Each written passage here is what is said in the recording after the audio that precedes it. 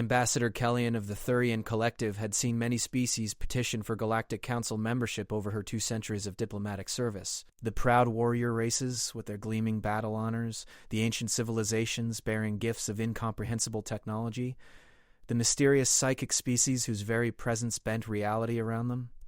Each brought something unique to the galactic community, whether it was strength, wisdom, or power that could reshape worlds. The humans brought none of these things. Kellyan watched through the observation port as the human delegation's ship docked with Council Station Alpha. The vessel was a patchwork of mismatched hull plates and improvised repairs, held together by what appeared to be hope and determination.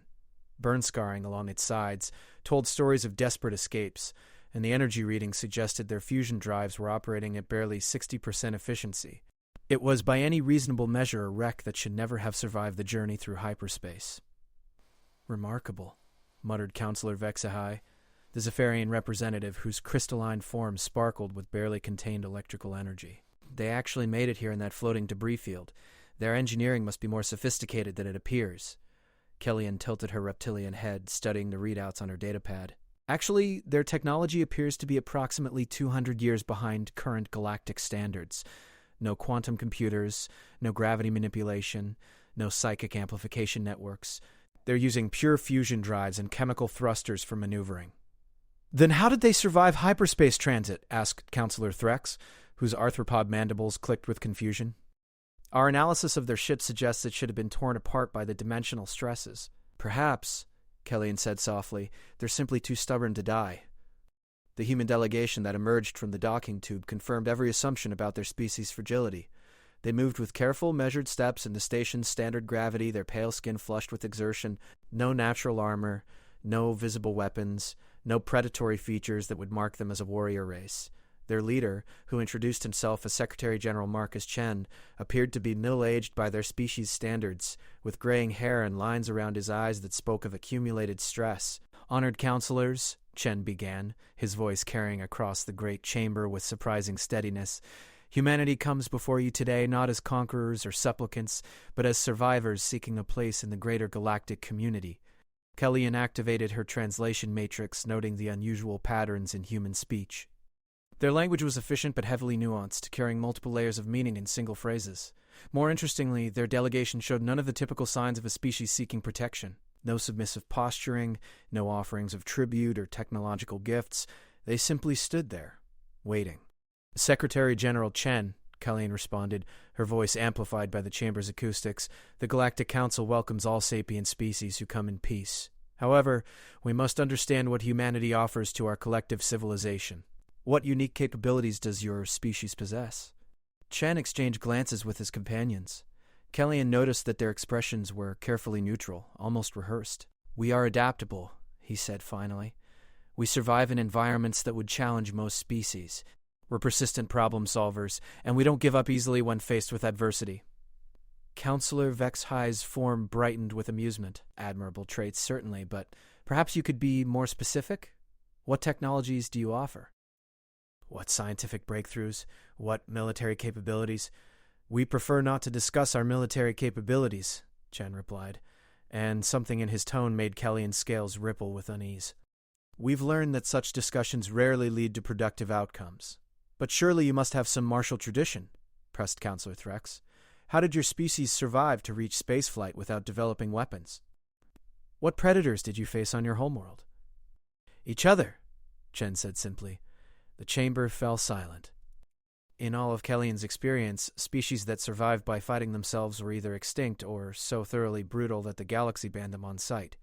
The humans showed no signs of the latter, which suggested they had somehow transcended their violent nature. But their ship's battle scars told a different story. "Secretary General," Kellyan said carefully, "perhaps you could tell us about your journey to our space? We detected evidence of combat damage on your vessel." Chen nodded slowly.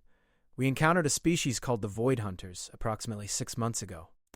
They attacked our exploration fleet without warning or provocation. We managed to escape, but not without losses." "The Void Hunters?" Councillor Vexhai's electrical field fluctuated with alarm. "You escaped from the Void Hunters?" "How many ships did you lose?" "None," Chen replied. Though several required extensive repairs, this was impossible. The Void Hunters were the galaxy's apex predators. a nomadic species that had terrorized the Outer Rim for centuries.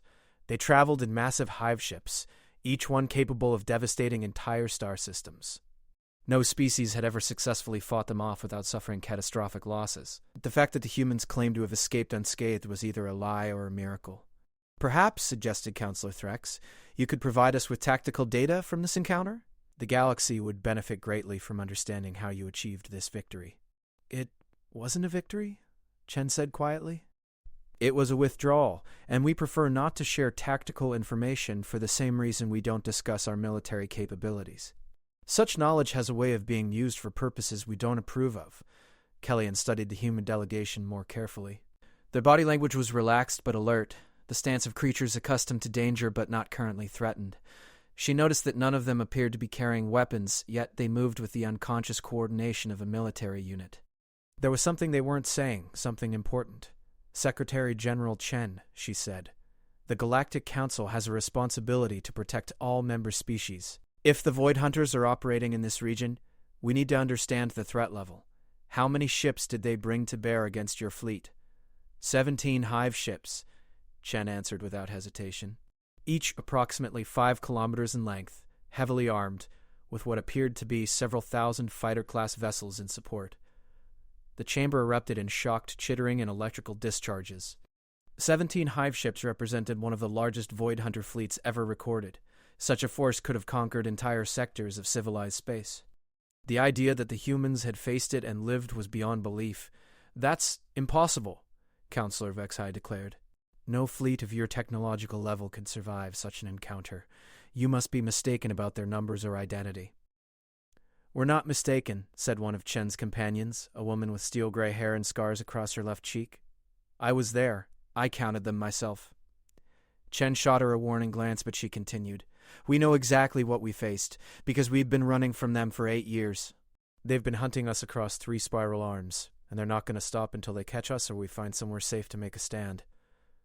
Admiral Torres, Chen said quietly. That's enough.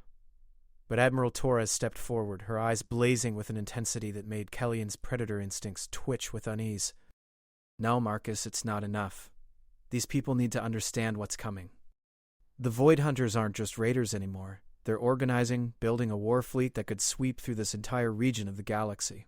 And when they get here, they're going to find out that the Galactic Council's idea of military defense is strongly worded diplomatic protests and economic sanctions. Admiral! Chen's voice carried a note of command that silenced the woman immediately. We came here seeking sanctuary, not to spread panic or involve other species in our problems.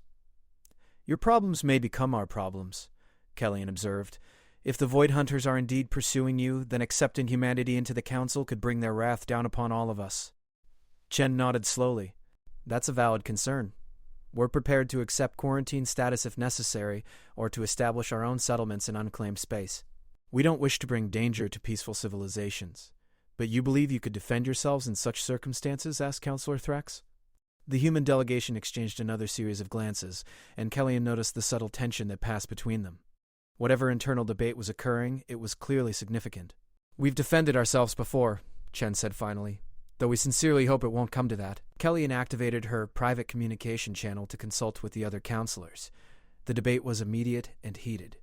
Some argued for immediate rejection of the human petition, fearing that association with them would bring the Void Hunters' attention. Others saw an opportunity to learn from a species that had apparently survived encounters with the galaxy's most feared predators. A few suggested offering limited sanctuary in exchange for tactical intelligence. The debate continued for nearly an hour while the human delegation waited patiently in the chamber's center. Kellyanne noticed that they didn't fidget or show signs of stress despite the obvious importance of the decision. They simply stood there, alert but calm, as if they had expected this delay. Finally, the council reached a consensus. Secretary General Chen, Kellyanne announced, the Galactic Council is prepared to offer humanity provisional membership status. You will be granted access to 3 uninhabited systems in the Outer Rim, along with basic medical and technological support. In exchange, we ask for your cooperation in studying the Void Hunter threat and developing appropriate defensive measures. Chen bowed slightly. The Terran Federation accepts your generous offer. We look forward to peaceful coexistence with all Council species. There is one additional condition, added Counselor Vexai. Given the potential threat level, The Council reserves the right to monitor your activities and assess your actual military capabilities. We need to understand what we're dealing with. We have nothing to hide. As the human delegation prepared to depart, Admiral Torres lingered near the chamber's exit. She caught Kellyan's attention with a subtle gesture, then spoke quietly. Ambassador Kellyan, a word of advice. When the Void Hunters arrive, and they will arrive, don't try to negotiate with them. Don't try to buy them off or reason with them. They don't understand diplomacy or mercy. They only understand strength. And does humanity possess such strength? Kellyan asked. Torres smiled, but there was no warmth in it. We survived the final war, Ambassador. We survived ourselves. The Void Hunters are just another predator species with big ships and sharp teeth. We've seen worse. With that cryptic statement, she departed, leaving Kellyan staring after the human delegation with growing unease. The final war? She would need to research that reference, though something told her the humans wouldn't be forthcoming with details. They were clearly hiding something significant about their past and their capabilities. Over the following weeks, as humanity began establishing their settlements in the assigned systems, Kellyan found herself fascinated by the contradictions they presented. Their technology was primitive by galactic standards, yet they accomplished feats of engineering that should have been impossible with their equipment. Their ships were held together with improvised repairs, yet they had somehow survived pursuit by the galaxy's most feared predators for 8 years. They claimed to be peaceful refugees, yet their military bearing and tactical coordination suggested a warrior culture. Most disturbing of all were the medical reports from their initial processing. Human physiology was indeed fragile compared to most sapient species, but their DNA showed signs of extensive modification. Not the careful genetic optimization practiced by advanced civilizations, but the crude, desperate alterations of a species that had pushed itself to the very edge of extinction and somehow pulled back. The final war. Whatever it was, it had changed humanity in fundamental ways, and Kellyan was beginning to suspect that the galaxy was about to learn exactly what those changes entailed, because deep space monitoring stations were already detecting massive hyperspace disturbances in the direction from which the humans had come.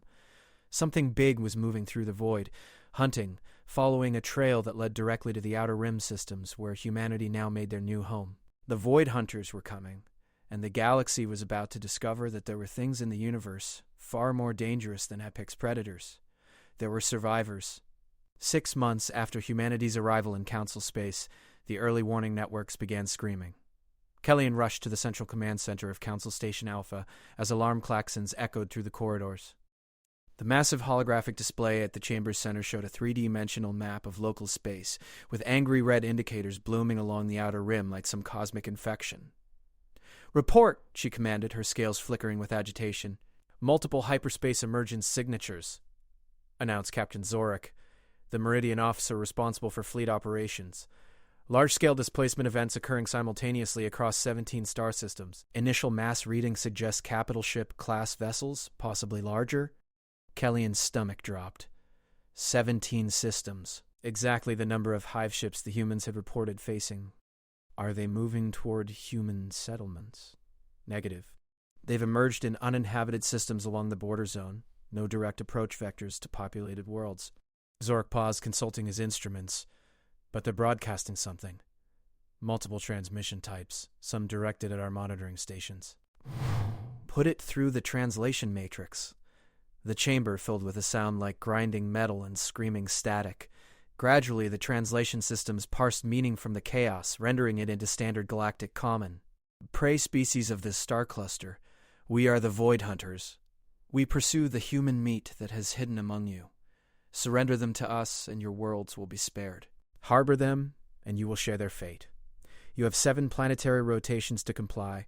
Counselor Vexhai materialized in the chamber via emergency hologram, his crystalline form crackling with agitation. This is exactly what we feared. The humans have brought this plague upon us. Have we attempted to contact the human settlements? Kellyan asked. Affirmative, Zorik replied. Secretary General Chen is en route with his senior staff. Admiral Torres is mobilizing their fleet assets. Fleet assets?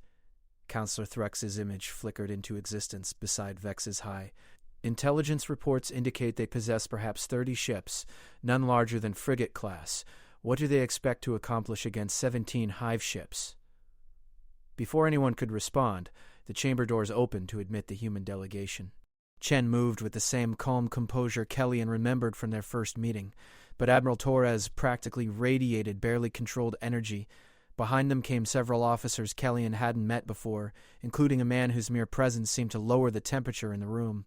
"Counselors," Chen began without preamble, "we've received word of the Void Hunter ultimatum. We're prepared to withdraw from Council space immediately to avoid bringing harm to your worlds." "Withdraw to where?" demanded Vexei. "They've surrounded the entire sector. There's nowhere to run." "Then we stop running," said the cold-eyed man behind Chen. Admiral Torres shot him a warning glance, but he continued. "We've been running for 8 years, leading them away from human space, hoping to find somewhere they couldn't follow. But there is nowhere. So we make our stand here." "Colonel Harrison," Chen said quietly, "that decision isn't ours alone to make." "Actually," Kellyan interjected, "it is. The Galactic Council hereby invokes emergency protocols. All member species are required to contribute to collective defense in times of existential threat. Humanity is now a provisional member, which means you're obligated to stand and fight alongside us." Chen looked genuinely surprised. "Ambassador, with respect, you don't understand what you're asking. The Void Hunters don't just conquer worlds. They consume them. Every sapient being, every ecosystem, every trace of civilization. They turn entire planets into dead rock and move on. Fighting them isn't about victory or defeat. It's about survival." "Then help us survive," Kellyan replied. "You faced them before and lived. Teach us what you've learned." The humans exchanged those silent communications again. Finally, Chen nodded. "Very well. Admiral Torres, you have tactical command. Colonel Harrison, begin deployment of our defensive assets. Dr. Reyes, prepare the medical facilities for mass casualties." "Sir," Torres said carefully, "are you authorizing full disclosure?" "Limited disclosure," Chen corrected. "They need to understand what they're facing, but some secrets are too dangerous to share." Torres nodded and moved to the central display. "Computer, show Void Hunter ship classifications and capabilities based on Terran intelligence files." The hologram shifted, displaying detailed schematics of the massive hive ships. Each vessel was a biological nightmare, grown rather than built, with weapon systems that defied conventional physics and hull armor that could regenerate battle damage in real time.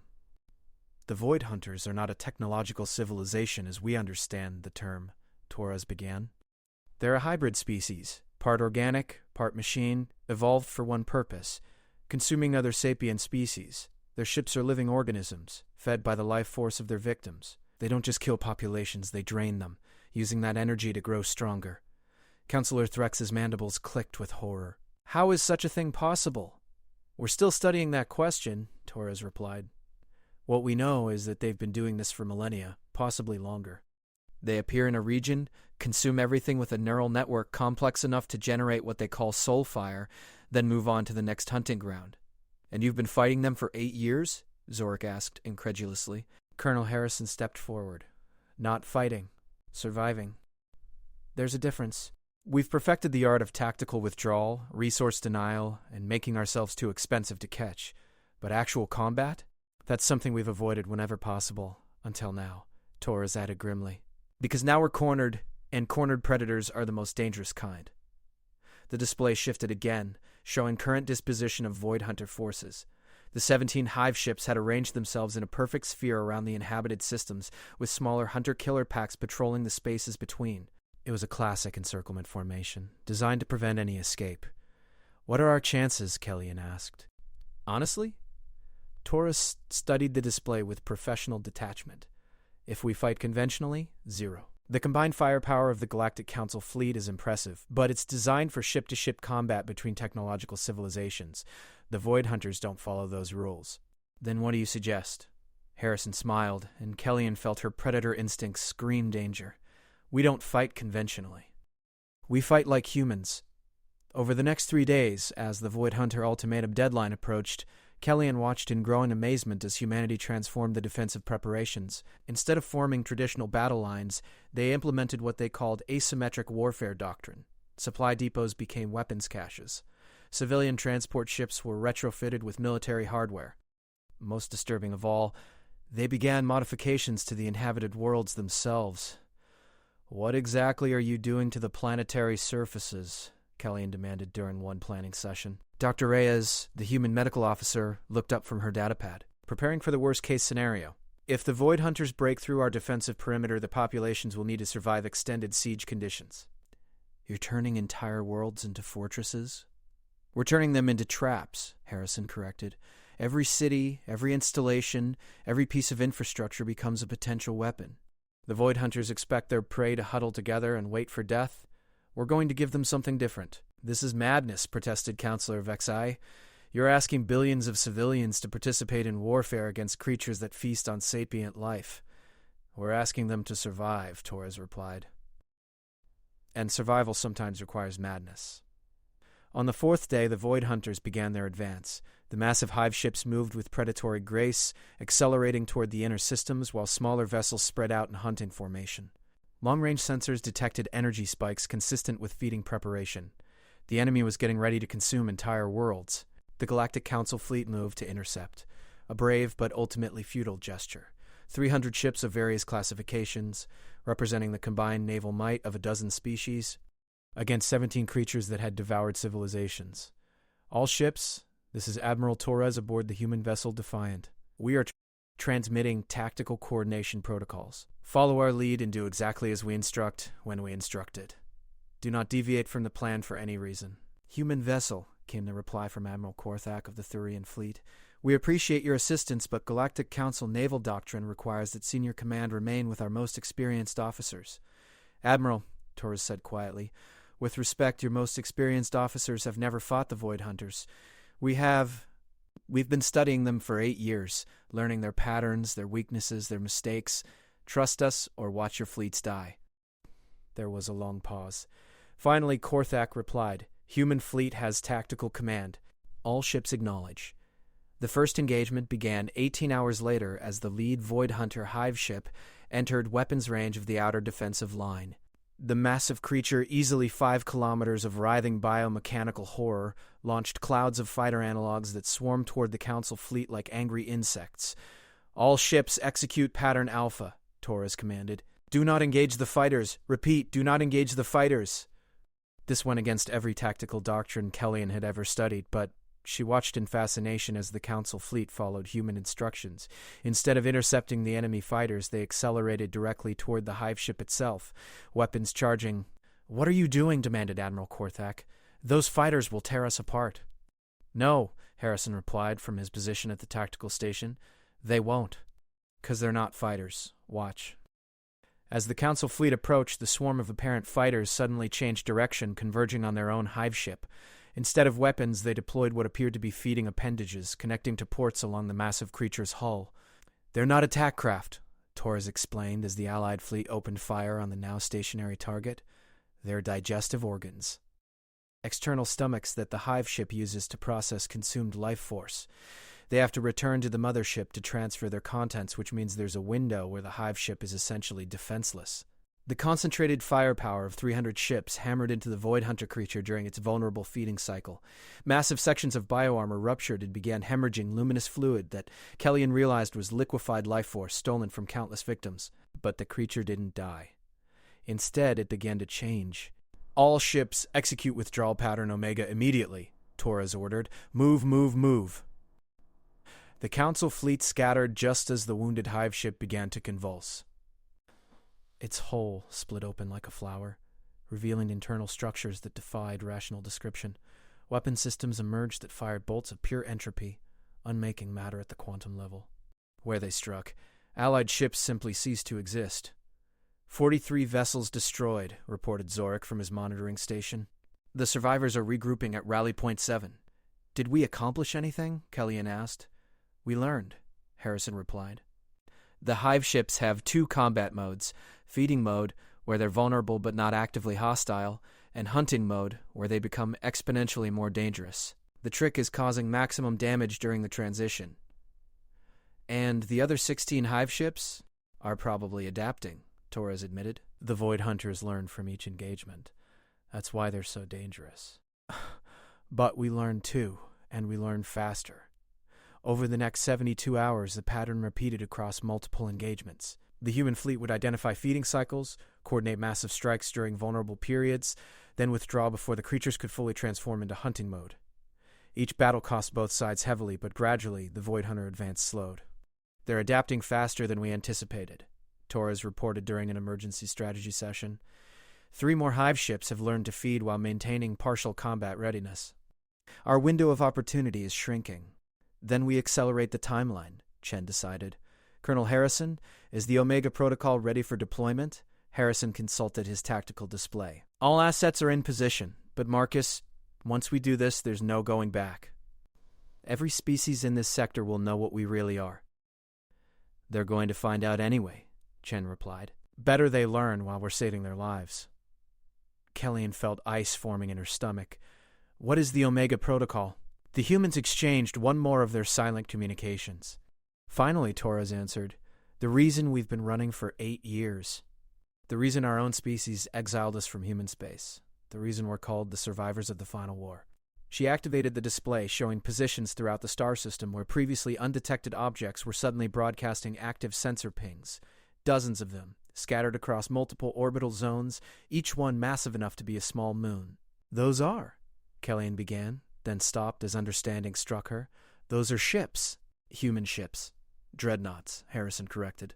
"The last remnants of the Terran Defense Fleet. We've been hiding them in asteroid fields and gas giant atmospheres since we arrived, hoping we wouldn't need them."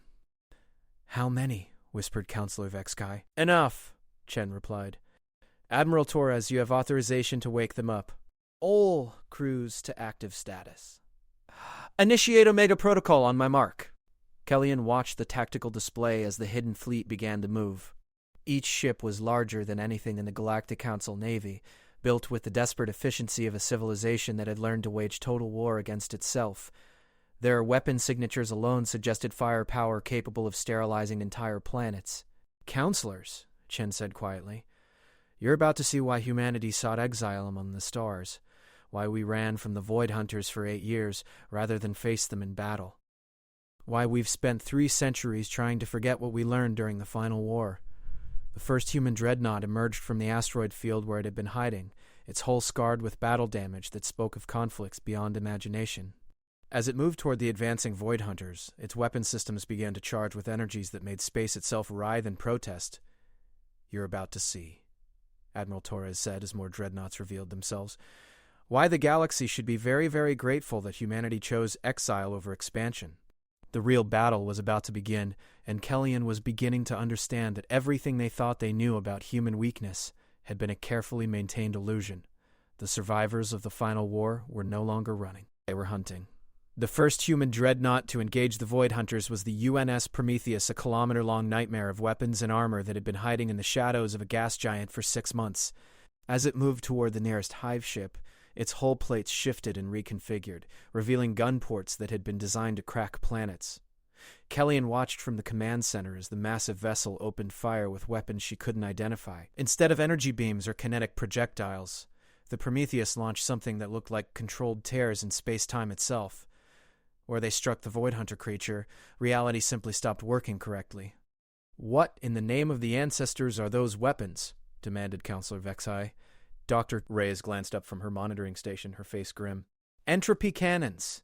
They accelerate the heat death of the universe within a localized field. Everything caught in the blast ages millions of years in seconds." "That's impossible," Zork protested.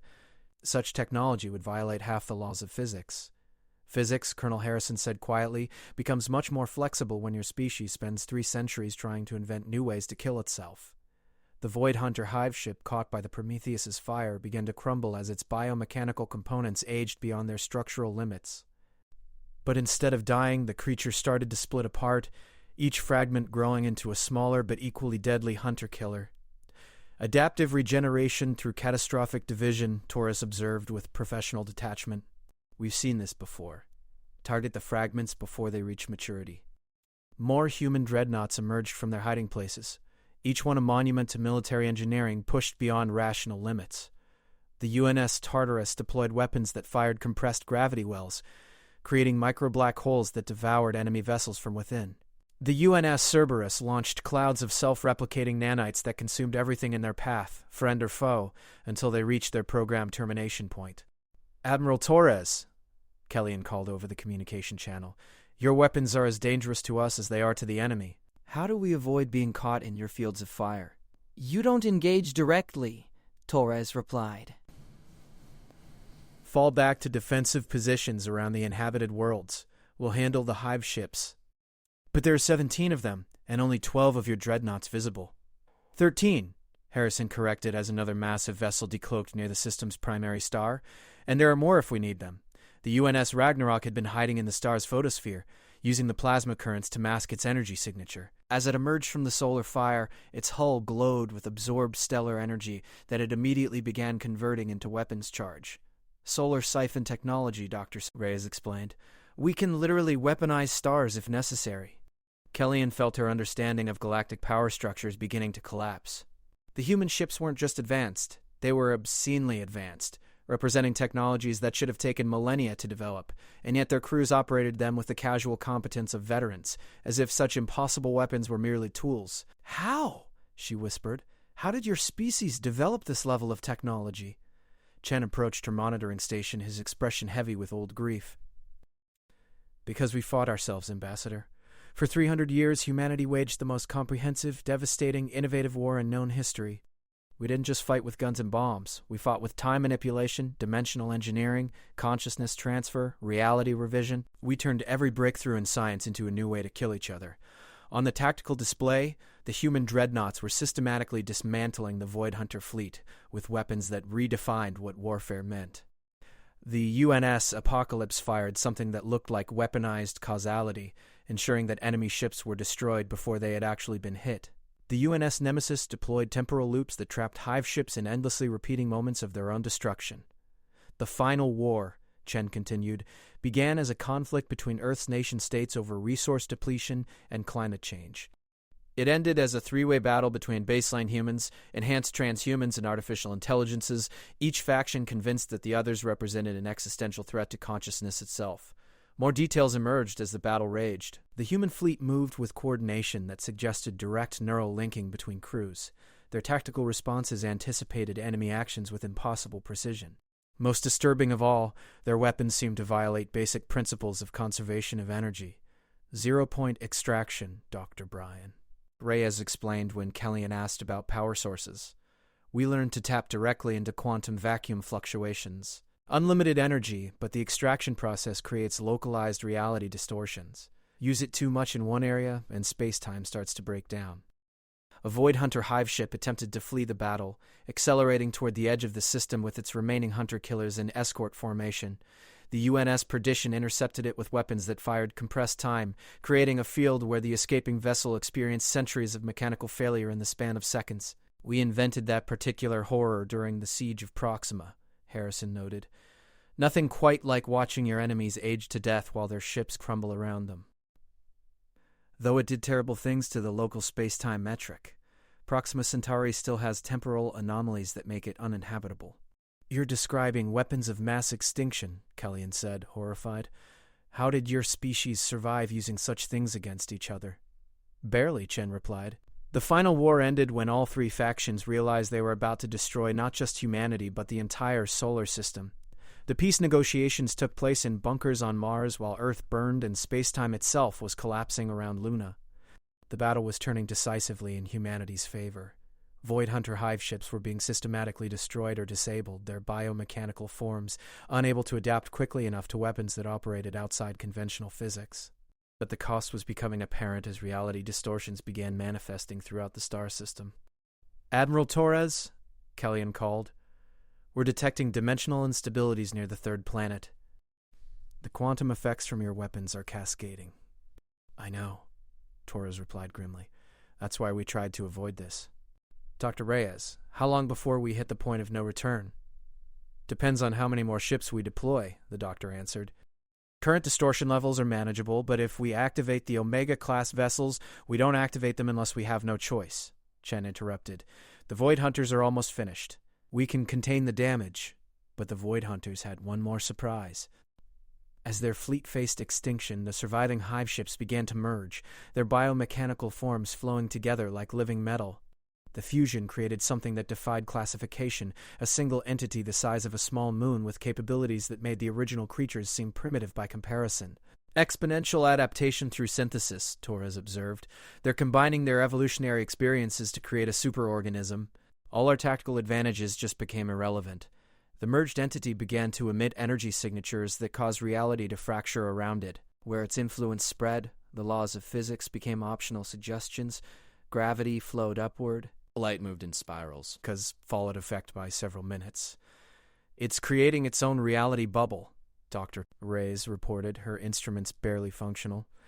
Inside that field, it can manipulate matter and energy at will. Our weapons won't work if the universe itself is rewriting our attacks. Then we use the Omega Protocol, Harrison said quietly.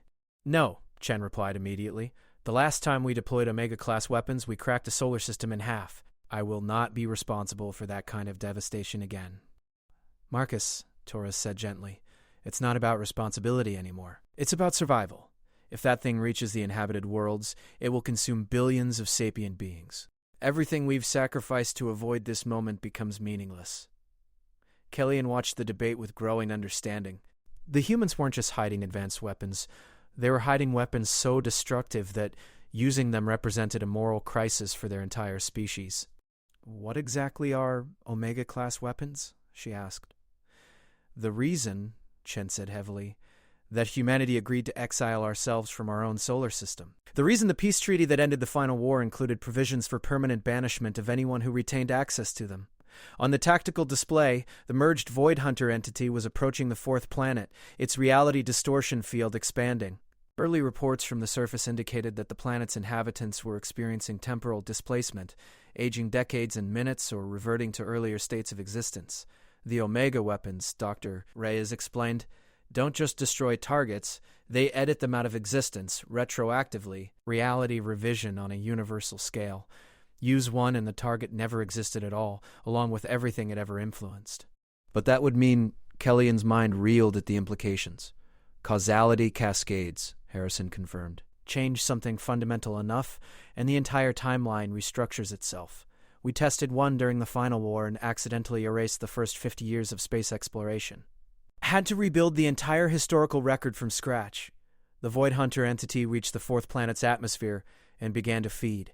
The reality distortions intensified as it consumed not just life, but the quantum probability patterns that allowed existence itself. Whole cities flickered between states of being, their inhabitants experiencing simultaneous existence and non-existence. Omega authorization required, Torres said formally. We're out of conventional options. Chen closed his eyes for a long moment. When he opened them, his expression had changed, becoming something Kellyanne recognized as the face of a species that had learned to survive by becoming something terrible. Authorization granted, he said quietly. Deploy the UNS Eschaton. Minimal yield surgical application. Target the entity's consciousness matrix only. Sir, Harrison replied, minimal yield on an Omega weapon is still going to cause significant reality revision. We could lose decades of local history. Better than losing the future, Chen replied. The UNS Eschaton materialized at the edge of the system, a ship so classified that even its existence had been theoretical until that moment. It was smaller than the other dreadnoughts, barely 500 meters long, but the space around it immediately began to exhibit properties that hurt to perceive directly. All ships, Torres announced, withdraw to minimum safe distance. The Eschaton is weapons hot. Kellyanne watched her instruments fail one by one as the human superweapon charged. Reality became negotiable in its vicinity. Mathematics stopped working correctly. Even the concept of distance became fluid. What exactly is that ship going to do? She asked. Convince the universe, Dr. Reyes said softly, that the Void Hunter entity was always just a bad dream that reality is finally waking up from. The Eschaton fired a weapon that didn't exist in any recognizable sense. There was no beam, no projectile, no energy discharge. Instead, a wave of conceptual revision swept across the system, touching everything and changing nothing except the fundamental question of what had ever been real. The merged Void Hunter entity didn't die. It simply stopped having ever existed. The reality distortions it had created unwrote themselves. The consumed life force of its victims returned to patterns that had never been disrupted. The fourth planet's inhabitants continued their lives with no memory of temporal displacement because the displacement had never happened. But the cost was immediate and visible. Throughout the system, certain events simply hadn't occurred anymore. Ships that had been destroyed in the battle were intact again, but their crews remembered dying. Worlds that had been threatened recalled different histories where the threat had never existed. Causality cascade contained, Dr. Reyes reported. Local timeline revision limited to the past 72 hours. We got lucky. Lucky, Chen repeated bitterly. We just edited a species out of existence and called it lucky. You saved billions of lives, Kellyan pointed out. We murdered an entire evolutionary path, Chen replied. The Void Hunters existed. They had history, culture, purpose, even if that purpose was predation. We didn't just kill them. We made it so they never were. The aftermath of the battle was surreal. The Galactic Council fleet had technically never engaged the Void Hunters because the Void Hunters had never invaded. But everyone remembered the events that had been revised out of history. The universe itself seemed confused, uncertain which version of events was true. This is why we went into exile, Chen explained to the assembled council members during the emergency session that followed. Omega weapons don't just win wars. They redefine reality itself. Use enough of them, and eventually you stop being able to tell what's real and what's just the universe's attempt to remain consistent with your revisions.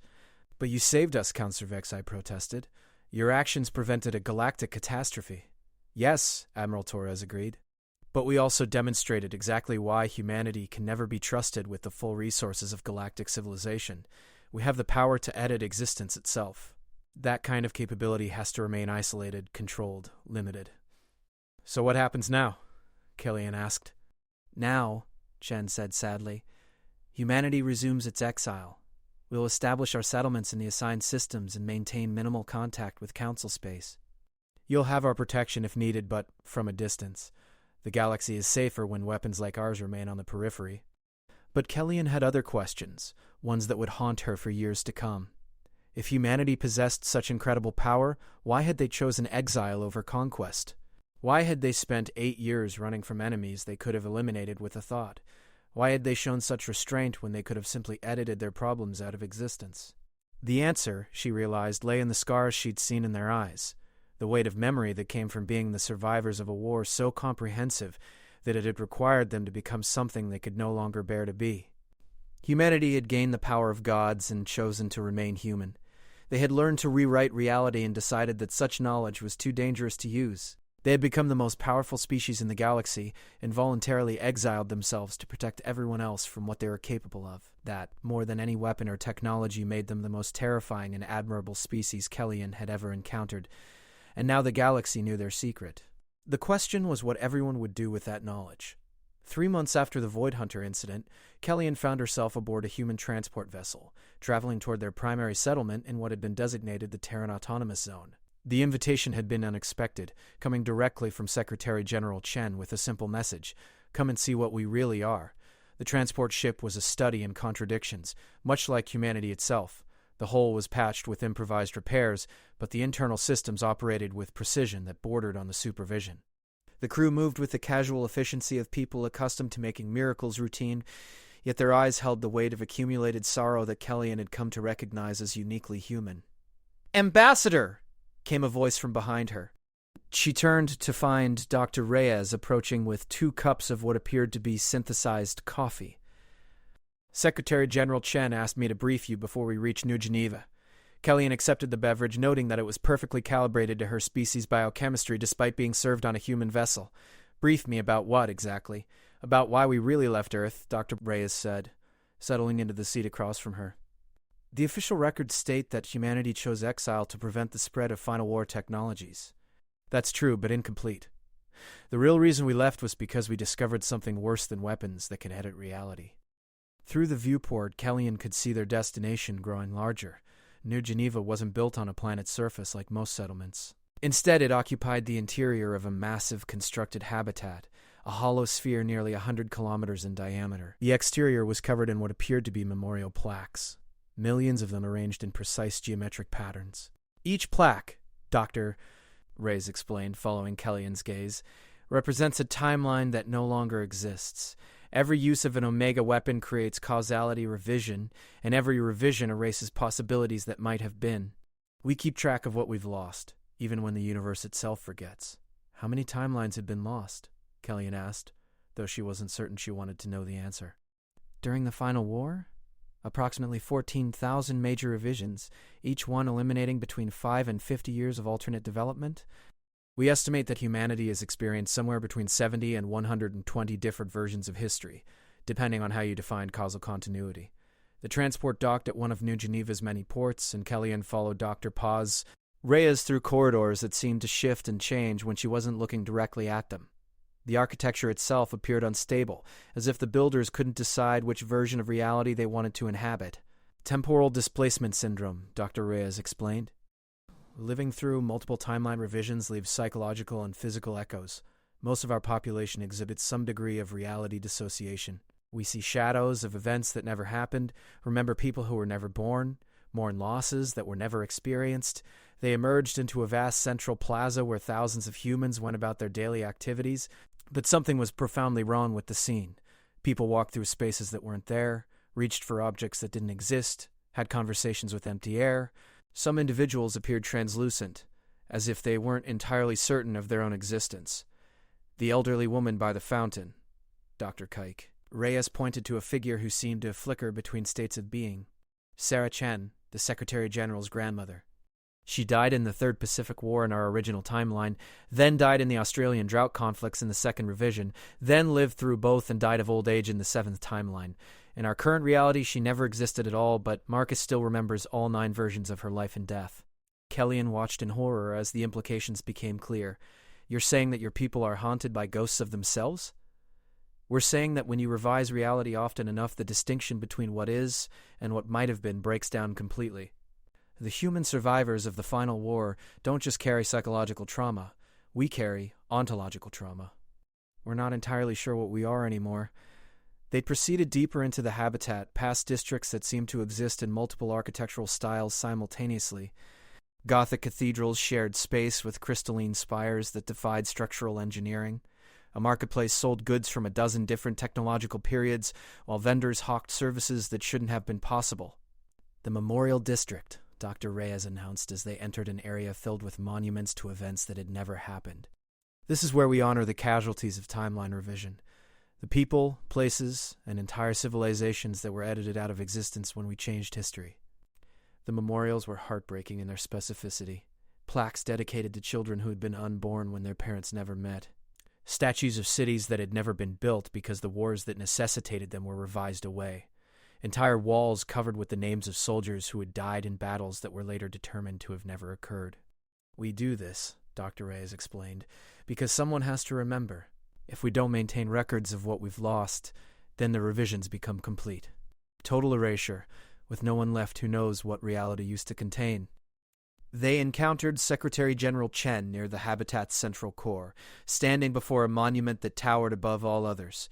It was a simple black wall covered with billions of names, each one precisely carved and somehow luminous despite the absence of visible light sources. Ambassador Kellyanne, Chen greeted her without turning around. Thank you for coming. I wanted you to see this before the Galactic Council makes their final decision about humanity's status.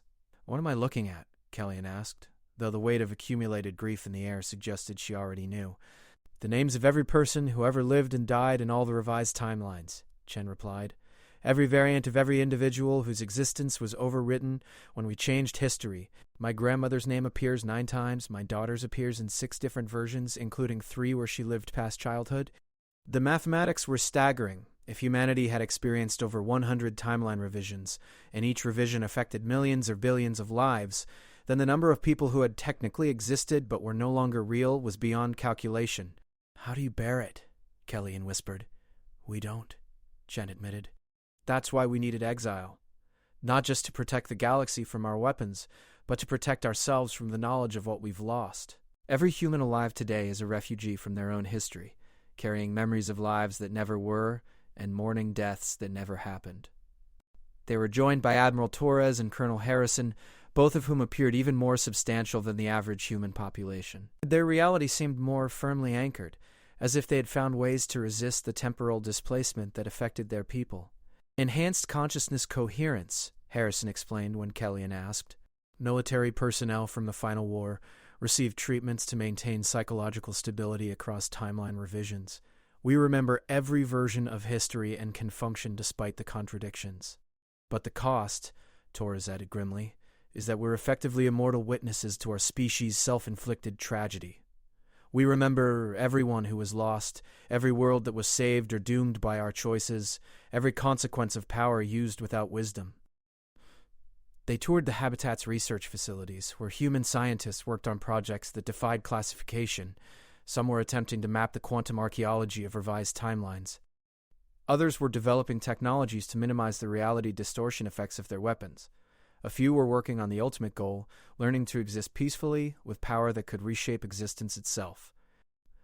The Synthesis Project, Dr. Reyes explained as they observed a team working with equipment that seemed to exist in multiple dimensions simultaneously. Our attempt to develop a form of consciousness that can experience multiple timelines simultaneously without losing coherence. If successful, it would allow us to remember all possible versions of history without being psychologically devastated by the contradictions. And if it fails? Kellyan asked.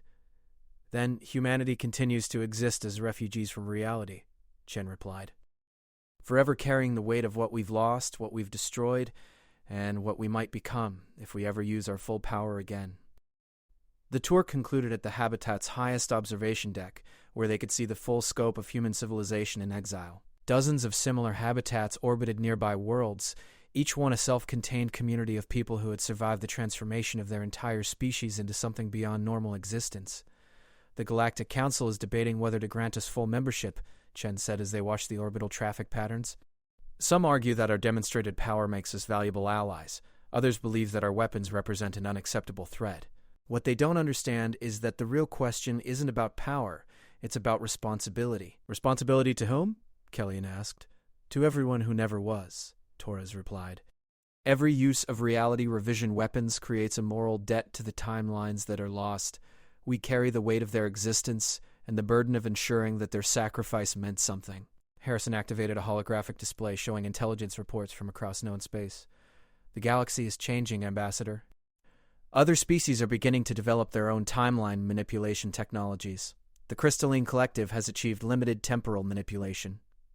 The Void Syndicate is experimenting with probability revision. The knowledge is spreading. Which means, Chen continued, that humanity's exile may need to end not because the galaxy needs our protection, but because it needs our experience. We're the only species that has lived through the consequences of power without limits. We understand the price of godhood. Dr. Reyes pulled up medical files showing the psychological profiles of human populations. Every person you see here carries trauma that predates their birth. They mourn relatives who are never related to them, remember learning skills they never acquired, feel homesick for worlds that never existed, but they also possess something unique, the wisdom that comes from experiencing the full consequences of ultimate power. What are you asking of the Council? Kellyan inquired. Integration, Chen replied. Not as members seeking protection or allies offering strength, but as teachers sharing hard-won knowledge. The galaxy is about to face the same choices humanity faced during the final war. When that happens, we want to be there to help other species avoid our mistakes. As they prepared for Kellyan's departure, she found herself struggling with concepts that challenged everything she understood about power, responsibility, and existence itself. Humanity had become something unprecedented in galactic history, a species that had achieved ultimate power and chosen to limit itself, that had gained the ability to reshape reality and decided that such knowledge was too dangerous to use freely. Will the Council vote for integration? Chen asked as they walked back toward the transport dock. I don't know, Kellyan admitted. What I've seen here terrifies some species and inspires others. But I think the real question is whether humanity is ready to engage with the galaxy again. You've spent 3 centuries in exile, learning to live with the consequences of your choices. Are you prepared to take responsibility for other species' choices as well? We have to be, Torres replied, because the alternative is watching the galaxy make the same mistakes we did and knowing we could have prevented it. Besides, Harrison added with a smile that didn't reach his eyes, we've already revised reality so many times that we're not entirely sure what normal existence feels like anymore. Might as well find out if we can help others avoid that particular form of enlightenment. As Kellyan's transport departed New Geneva, she carried with her the strangest mission briefing of her diplomatic career. She would need to convince the Galactic Council to accept a species that was simultaneously the most powerful and most vulnerable civilization they had ever encountered. A people who had gained the power of gods and chosen to remain consciously mortal, who remembered histories that had never happened and mourned losses that had been revised away. The question wasn't whether humanity was too dangerous to trust with galactic membership. The question was whether the galaxy was wise enough to learn from humanity's example before it was too late to avoid the same fate. Because somewhere in the depths of space, other species were discovering the same technologies that had given humanity the power to edit reality, and when they inevitably faced the temptation to use that power without restraint, the galaxy would need teachers who understood the true price of wielding forces that could reshape existence itself. The survivors of the final war were the only beings alive who truly comprehended what it meant to become more powerful than the universe could safely contain. Whether the galaxy would listen to their warnings remained to be seen. The emergency session of the Galactic Council convened 6 months after Kellyan's return from the Terran Autonomous Zone. Representatives from 300 species packed the Great Assembly Chamber, their various forms creating a symphony of chittering, electrical discharges, and psychic emanations that the translation matrices struggled to process. But beneath the surface cacophony lay an undercurrent of fear that needed no translation. The galaxy was changing, and humanity's revelations about reality revision weapons had accelerated processes that some species had hoped to keep secret for centuries longer. The Crystalline Collective, announced Counselor Vexhai, his luminous form dim with distress, has confirmed successful deployment of temporal manipulation devices in their conflict with the scavenger worlds. Initial reports suggest they've revised approximately 47 days of history to achieve tactical advantage. Kellyan felt her scales ripple with the familiar dread that had become her constant companion since visiting New Geneva. Casualties? Impossible to determine, replied Admiral Corthax. The revised timeline shows minimal conflict, but quantum archaeology suggests that the original sequence of events resulted in approximately 12 million deaths across both factions. So 12 million beings died and were then revised back to life? Asked Counselor Threx. Or 12 million beings never died because the events that would have killed them never occurred, Vexkay corrected. The philosophical distinction appears to be meaningless from a practical standpoint, but the collective scientists report significant reality distortion effects in the affected systems. The Great Chamber erupted in agitated discussion as the implications spread through the assembled delegates. If multiple species began deploying timeline revision weapons, the cumulative reality distortions could destabilize local space on a galactic scale. Order, Kellyan called, her voice amplified by the chamber's acoustics. We need to address this systematically. First, what other species have confirmed access to reality revision technologies? The answers painted a picture of accelerating proliferation. The Void Syndicate had developed probability manipulation weapons. The Hegemony of Minds was experimenting with consciousness transfer systems that could edit memory and identity on civilizational scales. Even peaceful species like the Garden Worlds Collective were researching defensive applications of temporal shielding. The knowledge is spreading faster than our ability to regulate it, observed Counselor Meridian. 7, the artificial intelligence representative, whose photonic matrix flickered with concern. Every successful deployment provides data that accelerates research among other species. We're approaching a cascade point where reality revision becomes commonplace. Which brings us, Kellyan said heavily, to the human proposal. She activated the central display, showing the formal request that had arrived from Secretary General Chen 3 days earlier. It was simple, direct, and terrifying in its implications. Humanity requests immediate integration into the Galactic Council with full voting rights and authorization to establish a reality revision monitoring authority. In exchange, they offer complete access to final war technologies and strategic consultation on the management of timeline manipulation weapons. The chamber fell silent. Granting humanity full integration would acknowledge them as equals despite their exile status. More significantly, it would place the most powerful military force in known space at the center of galactic governance. The human delegation is standing by, Kellyan continued. Secretary General Chen has requested permission to address the Council directly. Do we have guarantees about their weapons? Asked Counselor Threx. What prevents them from using reality revision to edit this very discussion out of existence? Before Kellyan could respond, the chamber's main entrance opened to admit the human delegation. But instead of the small group that had first petitioned for sanctuary, nearly 50 humans entered in formation, their movements synchronized with military precision. Secretary General Chen led them, but he was flanked by individuals Kellyan had never seen before. Their presence seemed to bend space around them, as if reality itself was uncertain about their properties. Behind them came Admiral Torres and Colonel Harrison, but even they appeared diminished next to the newcomers. Honored counselors, Chen began, his voice carrying new harmonics that resonated strangely in the chamber, I present the Command Council of the Terran Synthesis Project. These individuals represent humanity's attempt to evolve beyond the limitations that make reality revision weapons so dangerous. The lead figure stepped forward, and Kellyan realized with shock that she was looking at multiple versions of the same person existing simultaneously.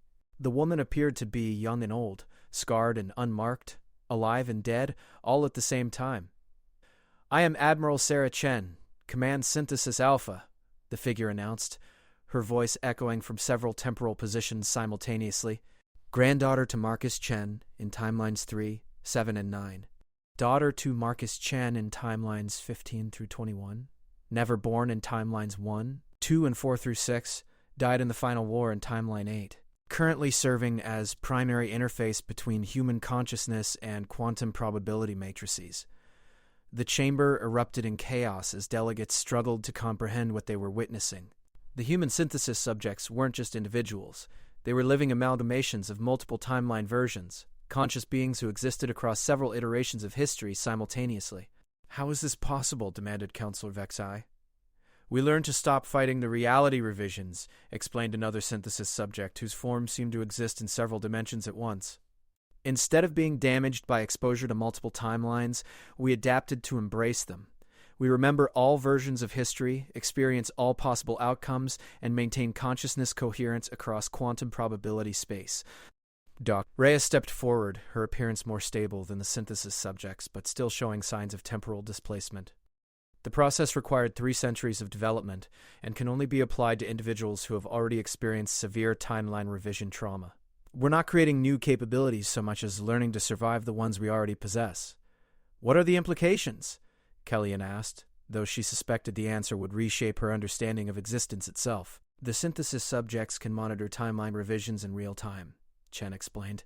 "They experience every possible outcome of reality manipulation weapons, understand the consequences before they occur, and can guide the process to minimize damage to the quantum substrate of existence itself."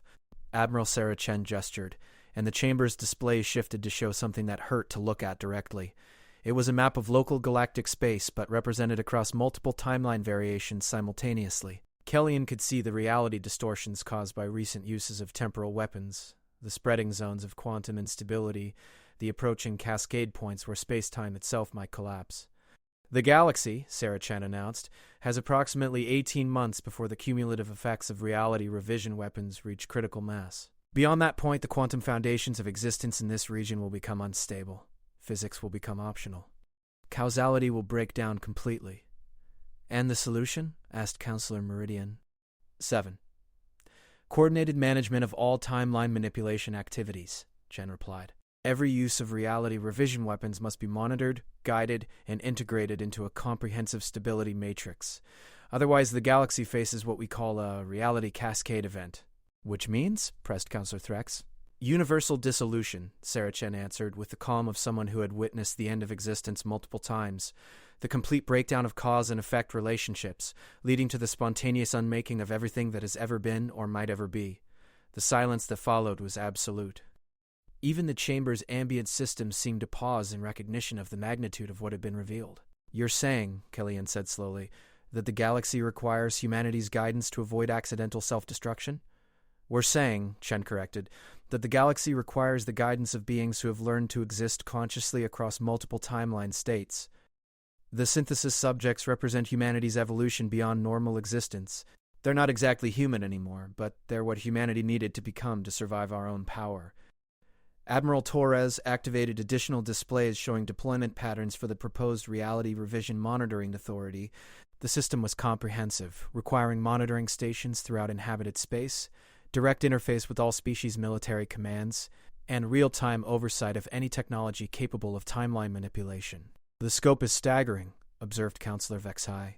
"You're proposing to monitor and regulate fundamental physics research across 300 civilizations. We're proposing to prevent universal dissolution," Sarah Chen replied. "The alternative is to continue current development trends until reality becomes so unstable that existence itself becomes impossible." Colonel Harrison stepped forward with intelligence reports showing accelerating research into reality revision technologies. "Our analysis suggests that within 5 years at least 30 species will have deployed timeline manipulation weapons in active conflicts. Within 10 years, over half the galaxy's civilizations will possess some form of reality editing capability. The cumulative effect will be catastrophic." "But why should we trust humanity with such authority?" demanded a delegate from the warrior clans. "You've demonstrated power beyond measurement." "What prevents you from using this authority to establish galactic dominance?" The question hung in the air like a physical presence. Every delegate in the chamber understood that they were being asked to place ultimate power in the hands of beings who had transcended normal existence. Marcus Chen looked around the chamber, his expression carrying the weight of 3 centuries of accumulated choices. "Because," he said quietly, "we've already been there. We've experienced what it means to possess unlimited power, and we know the price of using it without wisdom. The synthesis subjects have lived through every possible outcome of galactic domination, and in every timeline where we chose conquest over cooperation, the result was universal dissolution. We've seen," Sarah Chen added, "every possible future where humanity becomes a galactic empire. They all end the same way, with reality itself becoming so unstable that consciousness becomes impossible. Power without restraint doesn't lead to dominion, it leads to non-existence." Dr. Ray has provided the final argument with medical and psychological data showing the effects of reality revision trauma on human populations. Our people carry the scars of what unlimited power can do to a civilization. We've learned that the only way to survive ultimate capabilities is to choose consciously not to use them. That's not weakness, it's wisdom. The debate that followed lasted 18 hours, with delegates arguing across species lines, philosophical boundaries, and fundamental concepts of existence itself. Some species feared that accepting the human proposal would make them vassals to beings who had transcended normal reality. Others argued that rejecting it would guarantee universal destruction within decades. Finally, Kellyan called for the vote. The chamber fell silent as representatives from 300 worlds considered a decision that would reshape the nature of galactic civilization. The result was closer than anyone had expected: 167 in favor, 133 against, with 23 abstentions. Humanity was granted full integration into the Galactic Council, along with authorization to establish the Reality Revision Monitoring Authority. "The decision is made," Kellyan announced. "Humanity is granted full membership with special authority over timeline manipulation technologies. May the ancestors help us all." As the delegates departed, many carrying the weight of a decision whose consequences would reshape existence itself, Kellyan found herself alone with the human delegation. The synthesis subjects were even more disturbing up close, their forms shifting between possible states of existence. "Have we made the right choice?" she asked. "In most timelines," Sarah Chen replied. "This decision leads to stable galactic civilization for approximately 12,000 years before the next major crisis. In 17% of probability matrices, it results in accelerated development of transcendence technologies. In 4.3%, it leads to recursive timeline loops that create permanent stability. And the rest? Universal dissolution within 30 years, Chen admitted. But those outcomes were inevitable regardless of your decision today. At least this way, we have a chance." As the human delegation prepared to depart, Marcus Chen approached Kellyan with a final observation. "Ambassador, you asked earlier if we've made the right choice. The truth is, there is no right choice anymore. There are only choices that preserve the possibility of making future choices. We've given the galaxy a chance to survive its own power. Whether that chance is taken depends on everyone else." "No pressure," Kellyan muttered. "Actually," Sarah Chen said with a smile that existed across multiple probability states, "the pressure is exactly what makes the choice meaningful. Without the possibility of failure, success becomes just another form of determinism." 6 months later, Kellyan stood in the newly constructed Reality Revision Monitoring Command Center, watching displays that tracked timeline stability across half the galaxy. The human synthesis subjects worked at control stations that existed in multiple dimensions simultaneously, their consciousness spread across probability matrices that normal beings couldn't even perceive. The job was working. Reality distortions were being contained, timeline revisions were being coordinated to minimize cumulative damage, and the cascade toward universal dissolution had been slowed to manageable levels. But the cost was becoming apparent. Dozens of species were discovering that their research into reality revision technologies was being monitored by beings who could predict their actions before they took them. Governments found their secret weapons programs being regulated by entities that existed outside normal space-time. The galaxy was learning to live under the guidance of post-human consciousness that remembered every possible future. "Are we still free?" Kellyan asked Marcus Chen during one of their regular briefings. "Define freedom," he replied. "You're free to make choices that don't threaten,